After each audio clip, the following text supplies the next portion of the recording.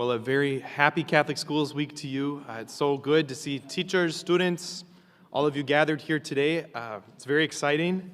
I can attest, all of those are wonderful. Our teachers are so wonderful, and the formation that they give to the students is so beautiful. They'll even tell me when I'm running in the hall, we don't do that. I'm like, this is good, this is good. But I just want to take a moment in this sermon here to acknowledge that there's a lot going on right now. In our world, in our communities, people's families. And as I say that, I just invite you, along with me, just let your guard down a little bit. Don't feel the need to read into what I'm saying. You know, what's Father Ryan's underlying message? What's he really trying to say? What's his ulterior motive as he talks about some of this stuff? If you want to know what my ulterior motive is, what I'm actually trying to say, I love you. I see you, and I care about you, all of you. As a priest in the last couple of weeks, I've met with a variety of different people who are struggling. I've met with immigrants and their families who are living in fear. I've met with families of law enforcement whose kids are scared that their dad or their mom isn't going to come home for doing their job. And so don't hear what I'm not saying, right? If you're hearing me saying, oh, he's on my side, good. Or you're hearing, he's not on my side, what? It's a completely misunderstanding of what I'm trying to say. Disarm our hearts. I've heard from many people in the last couple weeks who are looking for the church to be a moral compass right now. And I just have to affirm what a beautiful instinct that is, right? Like running to our Heavenly Father in times of need. That's precisely what Jesus would want us to do. Our Father who art in heaven, that's the movement of the Christian. And not only can the church be involved in the civil sphere, but she actually should and needs to be. I mean, think about your own life. I know in mine, every time I try to do things, big or small, apart from God, typically doesn't go very well. And sometimes I think there's a temptation in our world to say, well, separation of church and state, that means that, yep, you can do whatever you want on Sunday, but when you leave that door at St. John Neumann, leave your Christianity there.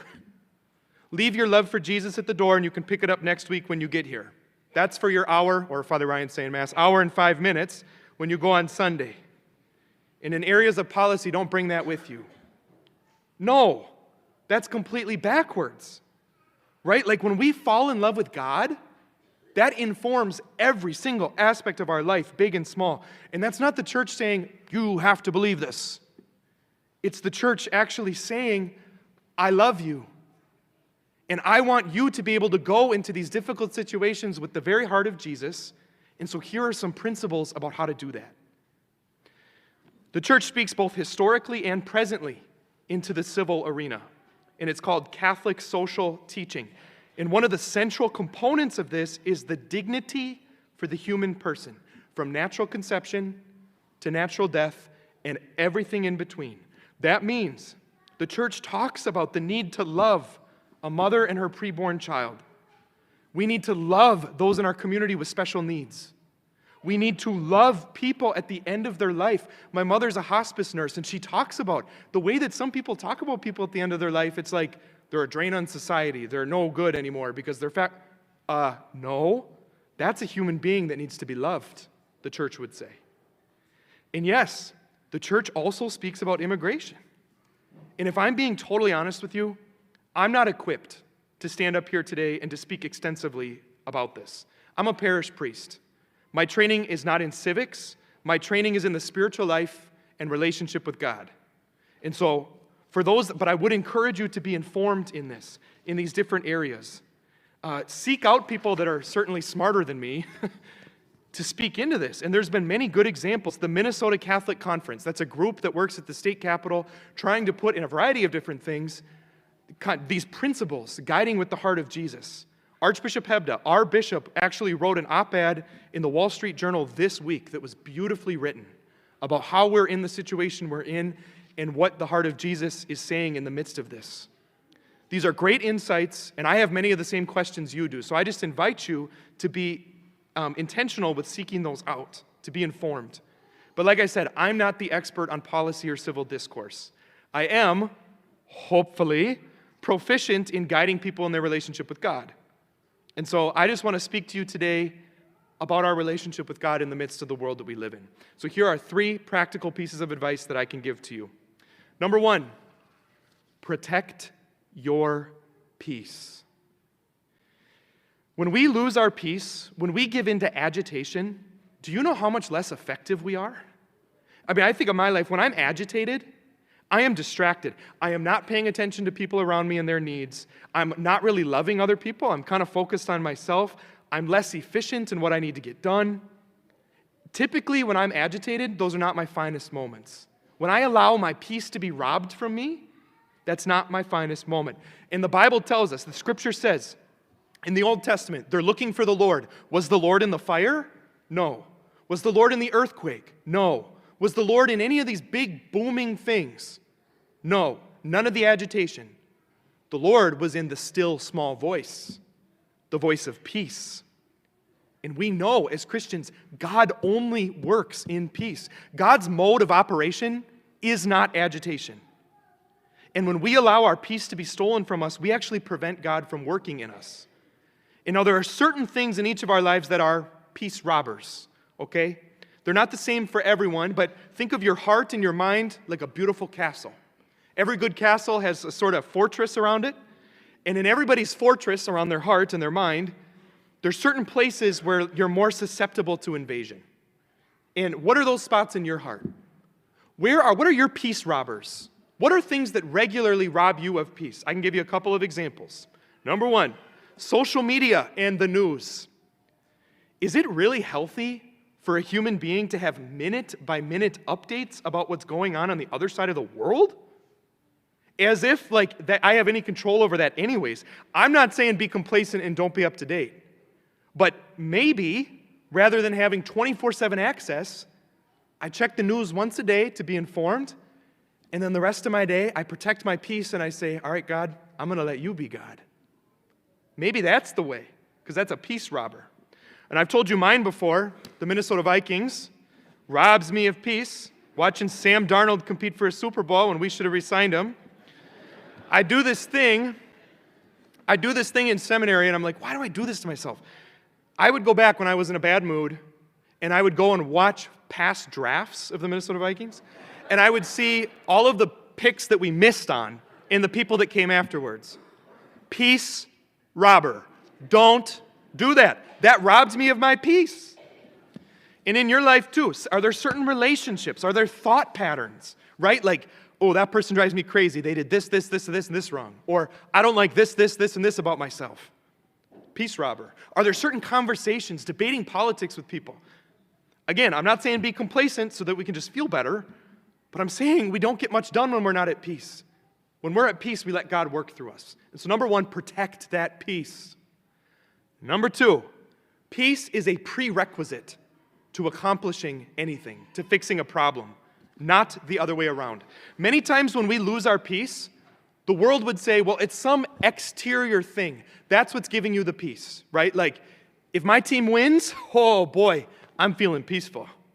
But if my team loses, or I'm at home sitting on the couch watching the playoffs because my team's not in the playoffs, I lose my peace, right? We just mentioned the Vikings. Peace for a Christian is not out here. It's not reliant on anything else. For a Christian, peace is in here. It is inside of you. For a Christian, peace is Jesus amidst any and all circumstances. I mean, that's why you hear stories about saints who are in the worst situation you could possibly imagine, and they were radiating God's love and peace. Think about St. Maximilian Kolbe or St. Elizabeth of the Trinity. They were actually in World War II in concentration camps as prisoners. And the people that wrote about them said they were just beaming with peace. They're in one of the worst exterior situations I could possibly imagine, and here they are. They're helping take care of other prisoners' kids.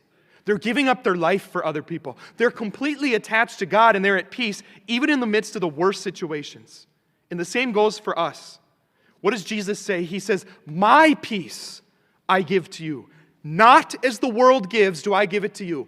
If you and I are seeking for the peace that the world gives, I'll just tell you this, it's not going to last. It's fragile.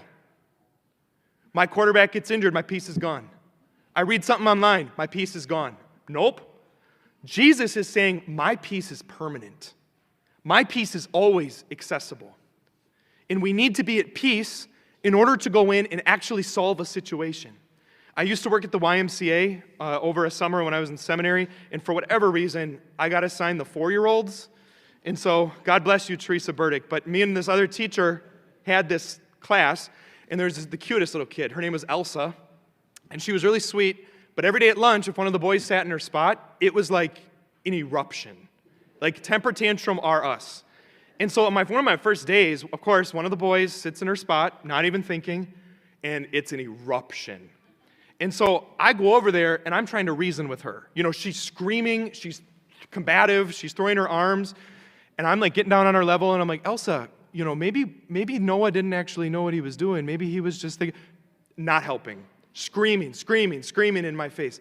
And so one of the other teachers like, Ryan, you can't try to reason with her like this. You need to let her calm down first, and then you can have this conversation. I don't think we're all that different from Elsa. I don't think that I'm all that. I learned something from her that day, that, you know what? When I try to solve a problem, when I'm agitated, when I'm having a temper tantrum, that's a mistake. It's not like I need to solve that problem and then I get peace back. No. I need to regain my peace and then go into the situation. And so right now, I'm not saying don't act on anything that's going on, but perhaps the solution is actually, instead of trying to go fix it right away, it's actually to quiet down. Regain your peace, enter into a relationship with God, then you'll be in a position to address the situation. So number 1, protect your peace. Number 2, peace comes before fixing the problem. And number 3, our focus as Christians needs to be on the truth, not just on being right. There are so many disagreements right now within families, within Christians, within the world. And how do we as Christians navigate disagreement? Well, firstly, I would just point out, I have yet to meet someone who has said, wow, you know what? That bumper sticker really changed my mind. That social media post, that's what did it for me. I actually took a show of hands at the 8 a.m. and one woman raised her hand. I'm like, well, there goes that. 99.9% of people are not converted by bumper stickers or family debates about politics. Is it really worth it? Is it really worth it? But secondly, as Christians, we're focused on the truth. We're focused on the truth. And Jesus says, I am the way, the truth, and the life. I'm focused as a Christian on how Jesus sees things. I'm not just focused on being right and looking good or proving a point over another guy. I mean, the Pharisees had this issue. They would go into a situation, they could care less what the right answer actually is. They don't care about being correct. They cared about being right, looking better than that other guy, winning over that person. That's not the Christian. We're focused on the truth. I had a mom tell me recently, she's like, you know what? I obviously think about this situation a certain way, but I am totally open to being proven wrong. And I thought, wow, that inspires me actually. The humility of that statement. I'm open to being proven wrong. Meaning this isn't about my ego. This isn't about me being right. This is about, I want to arrive at the fullness of what Jesus teaches. I want to know what his heart thinks. And that's what I think. I'll close here. I'll quote Deacon Hall to you as he sits right here. Deacon Hall said, when you go into a situation and you actually disagree with someone on something and you're talking through it, I mean, think about it. If we have the humility, it's actually a win-win. We either go into the situation and it's like, wow, all right, what I had believed before is actually true, and I have the truth. That's great. That's a win. Or I go into this situation and actually the other person was correct. I was misguided before, and now I've learned the truth. I have the truth. Win, win. If we're seeking the truth and not just to build ourselves up. And so today, 3 things for you. Protect your peace. Peace needs to be restored before we solve a problem. And 3, focus on the truth, not just on being right.